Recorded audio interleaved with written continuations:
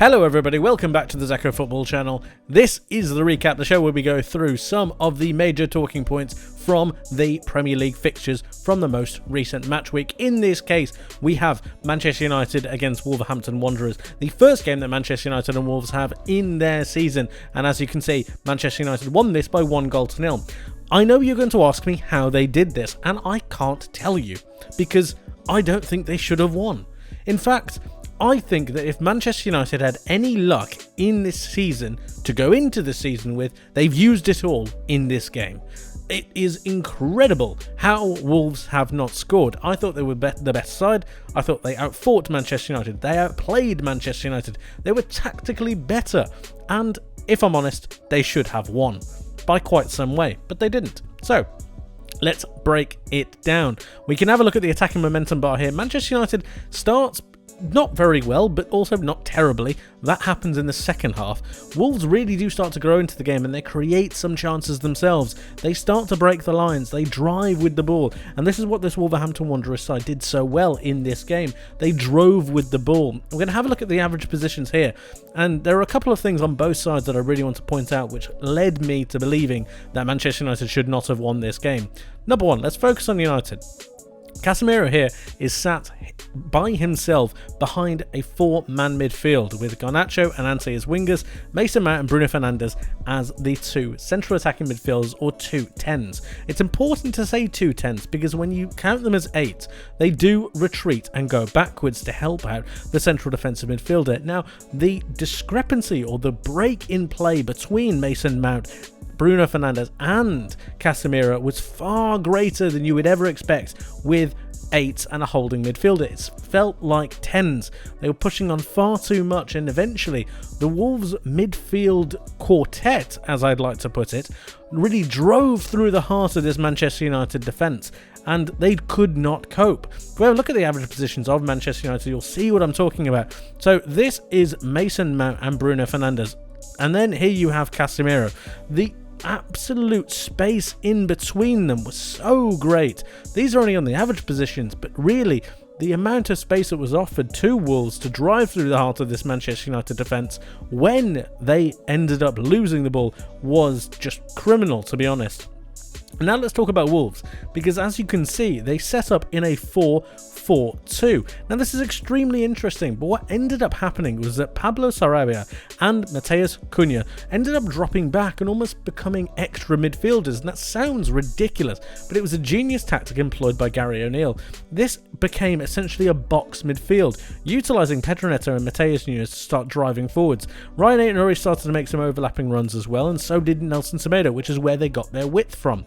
But really, passing through the centre of midfield was extremely difficult for Manchester United because they had the work rate of Cunha and Sarabia. They dropped in next to, or just in front of, Joao Gomez and Mario Lemina, and it meant that going through the middle of the pitch was nigh on impossible for Manchester United, which made it very difficult because they wanted Mason Mount and Bruno Fernandes to pick up pockets of space in that midfield to be able to play the ball through into the wingers. This channel was blocked, and Manchester United didn't know what to do. Their fix to this was to try and bring Luke Shaw into midfield to give them an extra body. Now, when this happened, it meant that Wolves had an extra player to counter-attack, and it also meant that Manchester United had one less defender in a position that they needed to be in to be able to defend against that counter-attack. It was pretty simple stuff, but really, it worked perfectly. Matheus Nunes ended up dropping inside into that midfield a little bit further, and it meant that Aitken had a one-on-one with Anthony and Aaron Wan-Bissaka, which he generally won. And that's another important thing that I need to mention. Wolverhampton Wanderers won their duels, and I mean a lot of their duels. If we scroll down here, we can see, if we just highlight the duels won section, Manchester United won 45 duels. That's okay. Wolverhampton Wanderers won 71 of their duels. It's incredible how well they did, and considering that Gary O'Neill has only had 4 days to work with this side, honestly, Wolverhampton Wanderers fans, you need to be extremely excited. I am quite happy with the way that I predicted this Wolverhampton Wanderers side to set up. I didn't expect the box midfield, but the lineup I pretty much got straight on, apart from Gonçalo Guedes, who is currently injured. I expected high running, high pressing, high tempo energy, but I did not expect the level of power and the level of pace that was going to come with this Wolverhampton Wanderers side.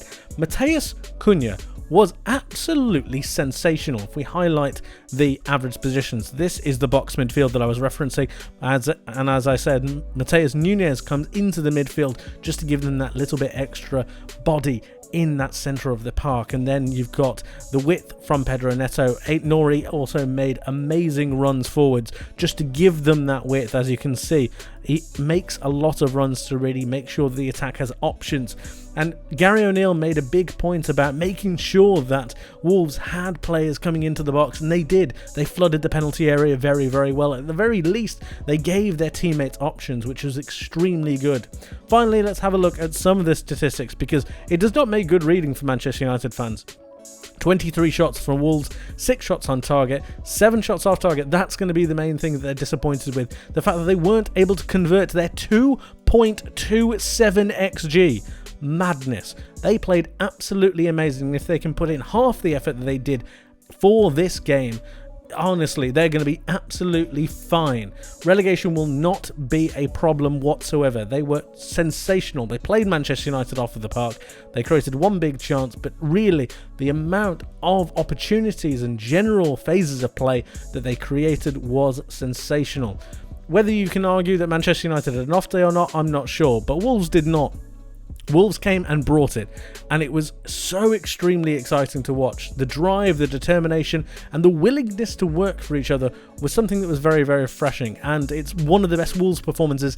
In fact, I'd go as far as to say it's the best Wolves performance I have seen in quite some time. It was spectacular. Unfortunately, Manchester United converted one of their main chances, and for Wolves, they ended up losing the game. And I've got to say, it was against the run of play, it was completely against the quality and the flow of the match, and Manchester United really did get away with one, especially with the penalty that was given against Wolverhampton Wanderers, which has now been confirmed to have been incorrect. It was an incorrect decision, and I feel for Wolves because they deserved something from this game. They didn't get anything, and they now go into the match against Brighton needing a win or some kind of point out of that match, and it's so very disappointing, especially with the amount of effort they put in. The game finished Manchester United 1, Wolverhampton Wanderers 0, and Wolves were absolutely robbed.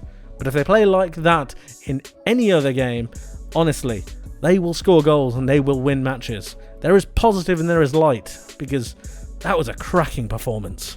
Let me know your thoughts in the comment section below on the game in itself, Manchester United and how they played, and how you thought Wolves played into this game. Wolves fans, I want to hear from you. Were you proud of your team's performance? Because I would be if I were you. That was a sensational game. It's unfortunate they weren't able to get the win, but the positive signs are there. Very, very encouraging signs in the early parts of the season. Let me know your thoughts. I'd love to hear from you. Thank you ever so much for watching, and I'll see you guys in the next one. Take care.